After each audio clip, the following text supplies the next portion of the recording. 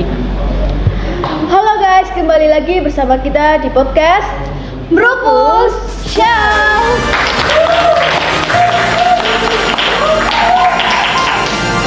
Saya Sofa Laili Naja dan rekan saya Sifaya Aftiha, dan kita kedatangan tamu nih guys.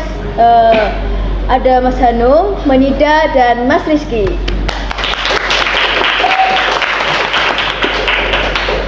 Oke, terima kasih buat Mbak Sofa dan juga Mbak Aya udah undang kita bertiga buat datang ke acara yang sangat keren ya, yang membanggakan ini. Terima kasih.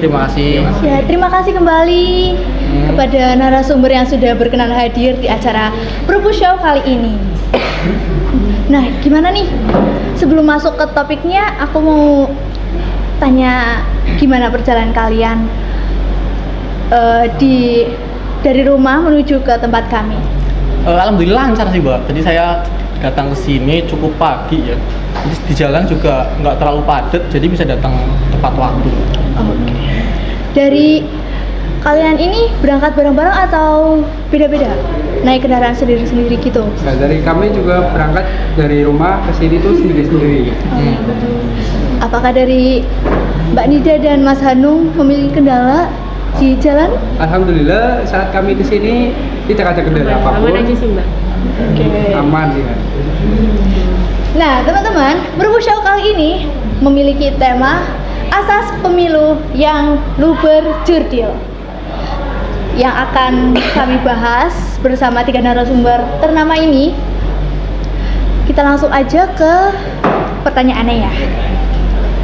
Yang pertama, apa makna luber jurdil bagi demokrasi Indonesia saat ini? Kalau dari saya ya Mbak, luber jurdil itu kan artinya langsung, umum, bebas, rahasia, jujur, dan adil.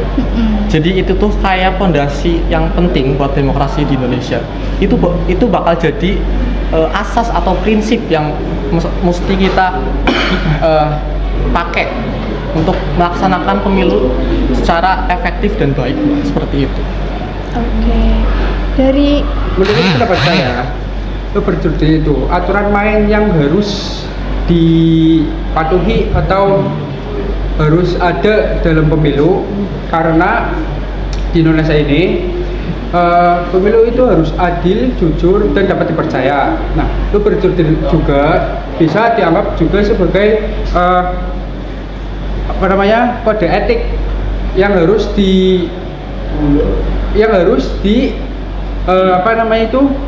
dipatuhi agar semua kalangan yang ikut melaksanakannya juga berjalan dengan lancar. Itu saja. Mungkin dari Mas Iki dan Mas Hanung itu makna luber jurdil berdasarkan meluas ya, yang meluas. Jadi sebenarnya apa sih luber jurdil itu? Luber jurdil itu singkatan dari 6 asas yang biasa kita gunakan dalam pemilihan umum di negara kita, yang terdiri atas asas langsung, umum, bebas, rahasia, jujur, dan adil. Nah, masing-masing ini tuh punya artinya tersendiri. Dari langsung, semua rakyat bebas memilih secara langsung tanpa adanya perantara manapun. Lalu ada umum, di mana rakyat yang sudah memenuhi persyaratan bisa memberikan hak suaranya.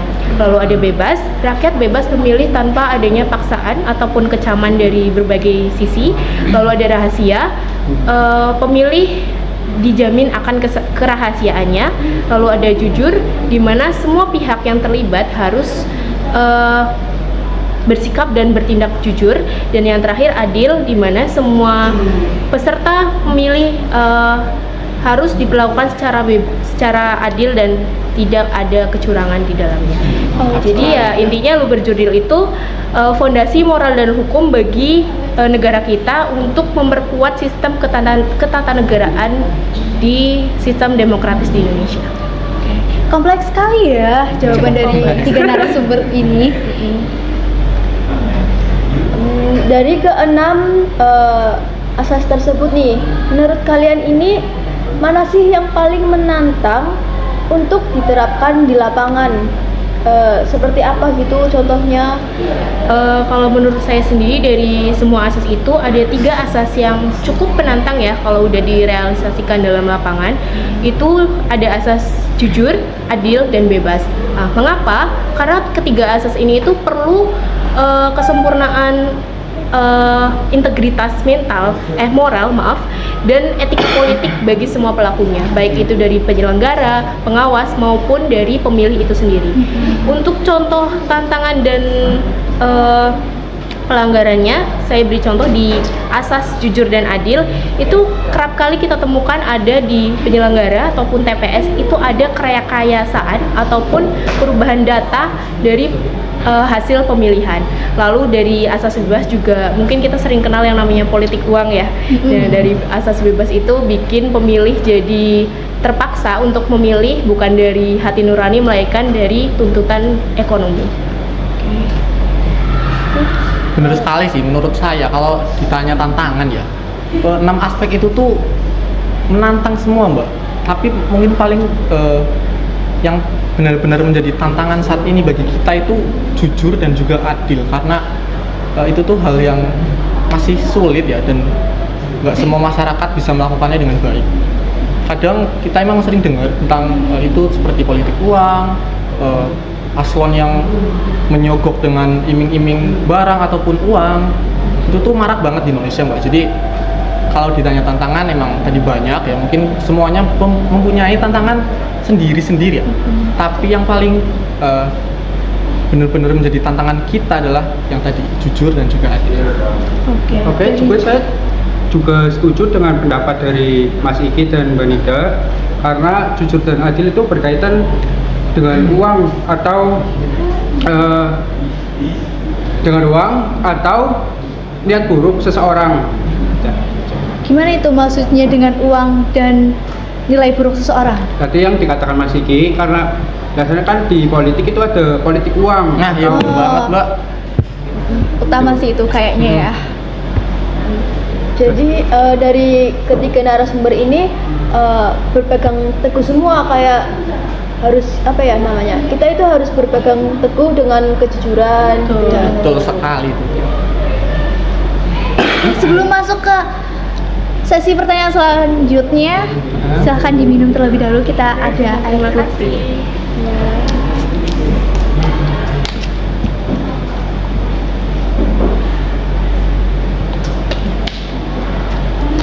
Ini adalah produk dari Aquaviva, produk air minum dalam kemasan dari Wings Food yang mengusung teknologi 7 tahap nano purifikasi pertama di Indonesia. Wah, seger banget Mbak.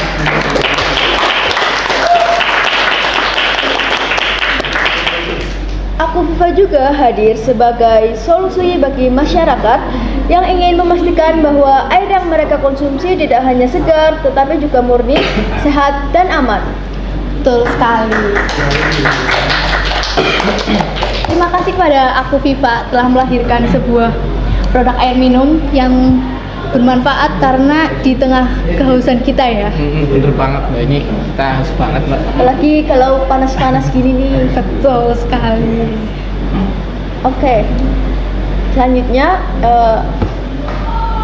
untuk di daerah kalian sendiri nih, ketika sedang berlangsungnya pemilihan lurah, gimana sih pelaksanaannya? Apakah sudah kondusif sesuai dengan prinsip luber jurdil atau masih ada yang problematik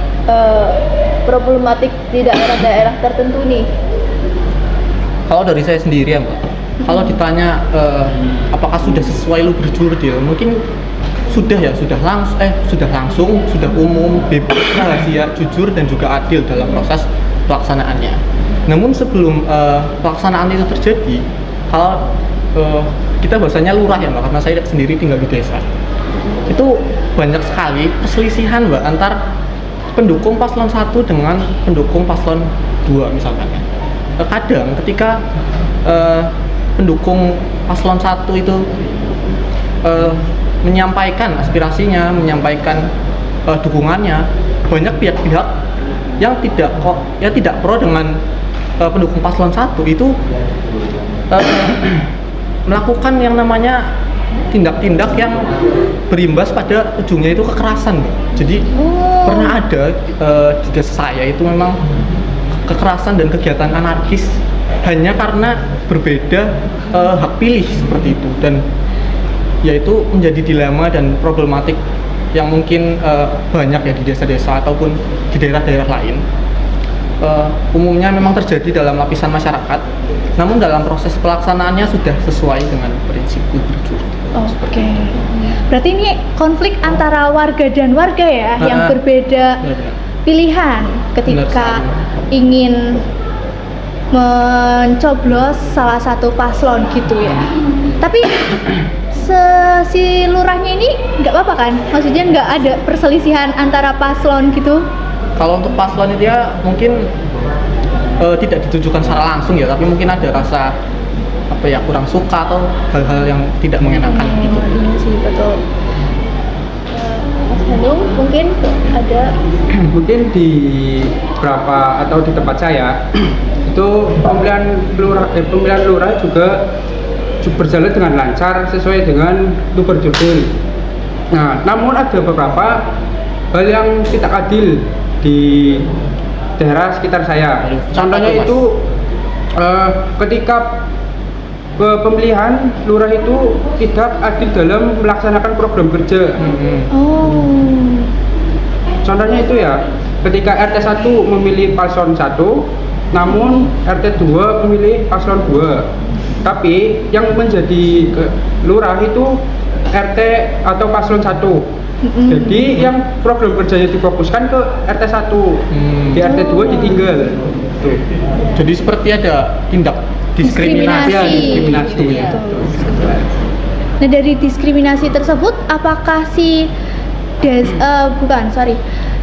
si RT 2-nya ini tidak diurus bahasanya atau Bukan tidak tertinggal? diurus, namun ini menghambat atau dihambat saja. Ya. Jadi lebih diutamakan si RT Pengusungnya. yang paslon 1 nih Iya. gitu ya. Tuh. Oke. Dari Mbak Nida? Kalau yang saya lihat sih dari daerah saya sudah cukup kondusif ya Mbak ya. Mungkin perselisihan antar timses sudah jadi hal yang umum di semua daerah, tapi enggak Betul yang sekali. sampai over sebrutal itu sih, Mbak. Aman aja. Oke.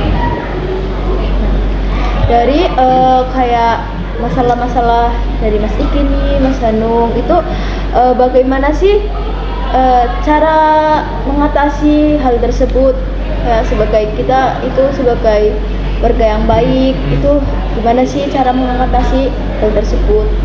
Kalau cara mengatasi ya, cara mengatasi yang tadi kegiatan-kegiatan atau perselisihan di antara masyarakat, di antara pemilih atau yang memilih calon lurah ya seperti itu.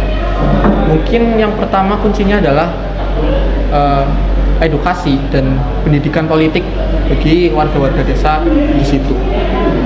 Karena memang di desa saya itu banyak sekali orang yang mempunyai latar belakang yang kurang gitu di bidang pendidikan. Jadi memang mungkin ketidaktahuan ataupun ya perselisihan lama itu terbawa akhirnya ke ranah politik seperti itu. Jadi kuncinya adalah kita setiap warga itu harus mempunyai kontribusi positif, entah itu dalam mengusung paslon yang lain, paslon 1 atau paslon 2, kita harus damai, artinya itu tidak mendukung secara berlebihan.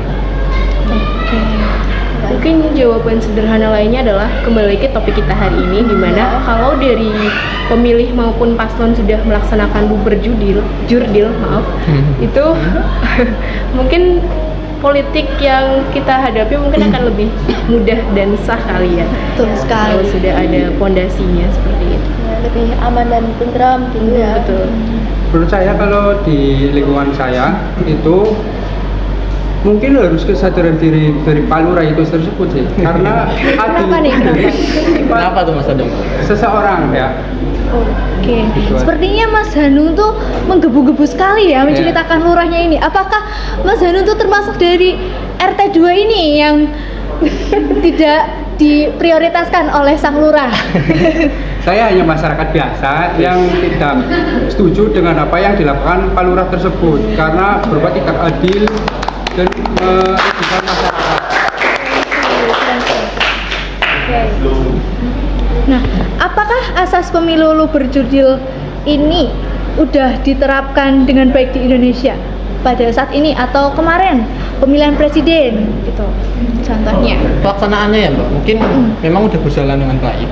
Bawaslu dan KPU sudah benar-benar mengupayakan buat pemilu itu harus berasas luber jurdil. Sudah baik, tapi mungkin belum sempurna ya Pak.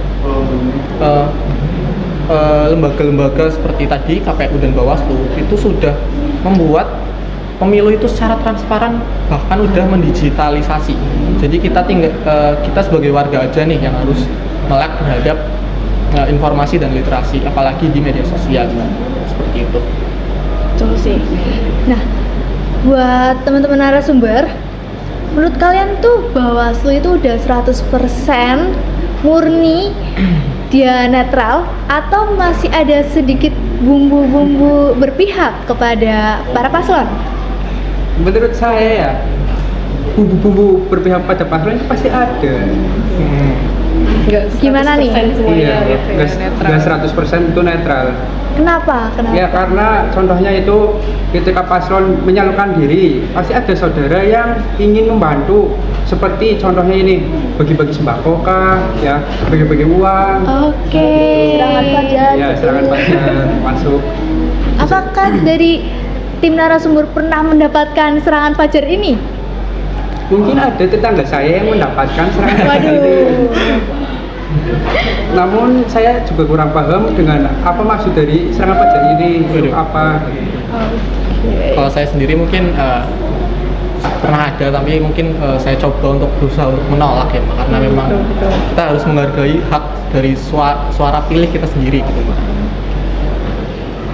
Nah, selanjutnya apakah sistem demokrasi di Indonesia bisa berjalan dengan baik ke depannya? Mengingat banyak sekali blunder-blunder yang terjadi ketika menjelang pemilu. Lebih baik ya.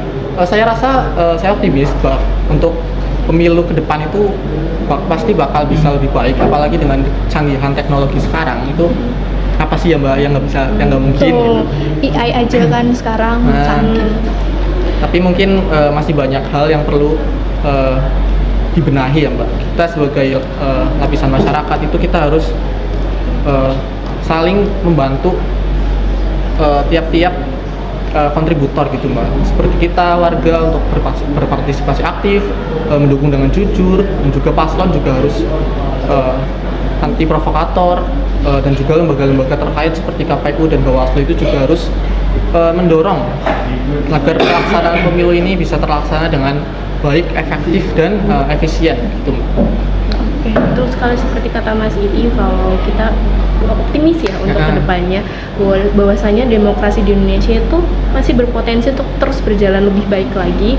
Tapi kembali lagi tuh harus kembali kepada aktor-aktor politik di belakang sana dan juga penegakan hukum yang mungkin bisa lebih dikuatkan lagi ya di negara Betul kita. sekali. Lalu juga peran aktif dari kritisnya masyarakat juga mengontrol jalannya kekuasaan di Indonesia. Jika demokrasi Indonesia ingin berjalan dengan baik ke depannya itu sistem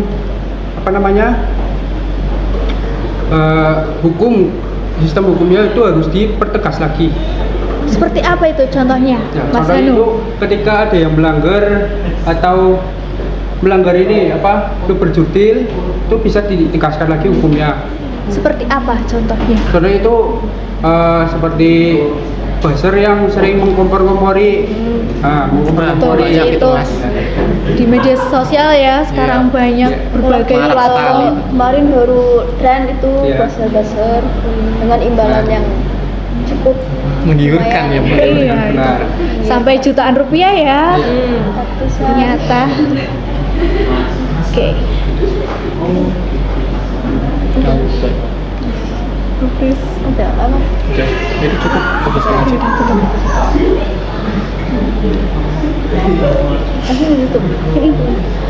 Oke guys, untuk podcast kali ini dengan bertemakan asas pemilu di podcast Proposal telah berakhir. Kita dan para tamu mengucapkan terima kasih sebanyak-banyaknya. Terima kasih banyak. kepada tiga narasumber ya. Kita mengucapkan terima kasih kepada tiga narasumber yang mau datang dan sukarela menjadi narasumber di program kita Proposal.